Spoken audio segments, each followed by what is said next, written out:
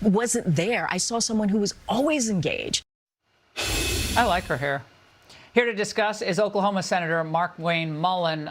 Senator, this is wild. So the gifts that keep on giving. Kamala Harris proclaims that, what are you talking about? I'm the leader of the party. Trump says they're just kamikaze pilots. They're just throwing anything, diving into anything to try to blow it up. But do you think that, look, that the energy of the weekend, they claim, shows that they are serious and they're moving into the future and they're going to fight for what they believe in? Are you worried? No, if Kamala Harris is the leader of the party, I think the Republican Party is in great shape. I thought the Democrat Party couldn't get any worse. I mean, when you had AOC and Jasmine Crockett and Tlaib and Bernie Sanders leading the party, but now you put Kamala Harris in it, who's never even won a primary election since her Senate race. I mean, she was crowned the presidential nominee, and now she's leader of the party. I think the Republican Party stands to win, and the Democrat Party is in, gosh, sad shape because this is horrible. Remember, I mean, it was just last week that she also said, Laura, that she was the most qualified presidential nominee ever. I don't even, you can't even explain crazy. I don't know what's going in her head, through her head right now.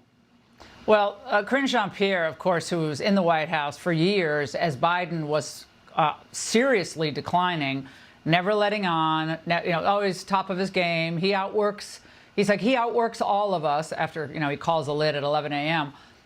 But she's trying her very best, I think, to rewrite history. Watch. He talked way less to the press than Donald Trump does, way less. And he wasn't out there at all. He wasn't good off the cuff. He wasn't doing press conferences. Tim, that's not true. Tim, you're conflating all of it. You weren't paying attention to what we were doing at the White House.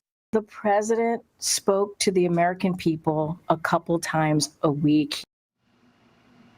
Senator, they're still trying to sell that Biden was actually pretty strong and basically in charge. Yeah, I think the auto pen actually put a period to that statement. There's zero chance that actually happened. When you have the auto pen that signed every executive order but one, when you have people that are still debating on who ran the White House and who didn't run the White House, you even have Kamala Harris now saying that she was in charge of the White House.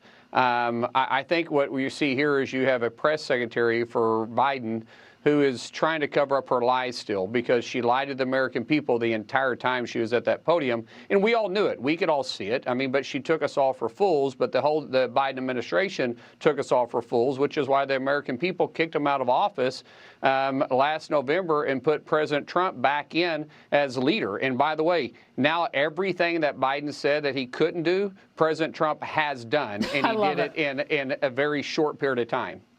Senator, wonderful to see you. Thank you so much. And coming up, Kami Mamdani's photobomb.